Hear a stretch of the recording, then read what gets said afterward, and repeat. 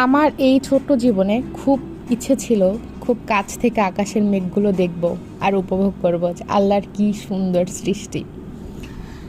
Hello viewers, আসসালামু আলাইকুম। আমি স্মৃতি ইসলাম আপনাদের মাঝে আজকে চলে আসলাম আমার ছোট্ট একটি স্বপ্নের পূরণের ভিডিও। তো সকাল সকাল আমরা রেডি হয়ে গেলাম এয়ারপোর্টের উদ্দেশ্যে।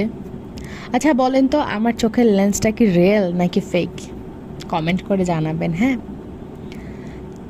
আমরা যখন গাড়িতে ছিলাম তখনই আমরা শুনতে পেলাম যে আমাদের যে সময়টা ছিল, আমরা যে সময়টা ফ্লাইং করব ওই সময়টা চেঞ্জ হয়েছে। আমাদের ছিল 1টার সময়, ওটা আমাদের 5টায় দিছে।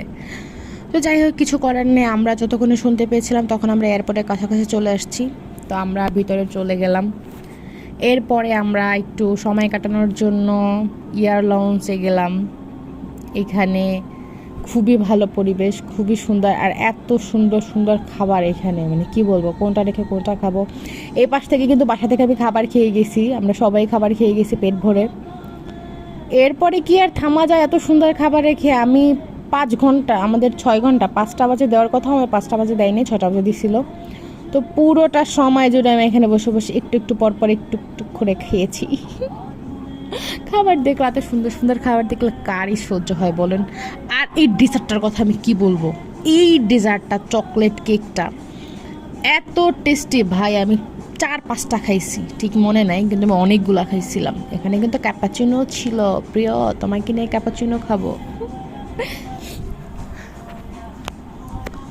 এখানে আনলিমিটেড কফি ছিল এবং আনলিমিটেড ফ্রুটস, এবং সব কিছুই আনলিমিটেড ছিল।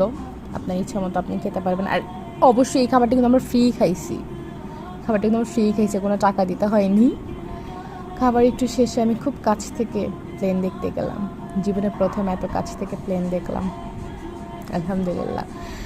এরপরে আমাদের ডাক চলে আসছে, আমাদের প্লেন চলে এসেছে। তো আমরা এখন যাব। এই তো আমাদের মাইক্রোতে করে নিয়ে যাওয়া হচ্ছে প্লেনের কাছাকাছি। আমি খুব এক্সাইটেড ছিলাম, আমি খুব কাছ থেকে প্লেন দেখব এবং আমি প্লেনে উঠব। আলহামদুলিল্লাহ, আলহামদুলিল্লাহ। আমি এই দিনটির কথা কখনোই ভুলবো না। আমি ভুলতে চাইলেও ভোলা সম্ভবই না। আমি ঠিক যতবার একটা একটা প্লেন দেখতেছিলাম, আমার এত এক্সাইটেড কাজ করতেছিল, আমি ভাবতেছিলাম যে আমি স্বপ্ন দেখতেছি নাকি। তো আমরা প্লেনের কাছাকাছি চলে আসলাম।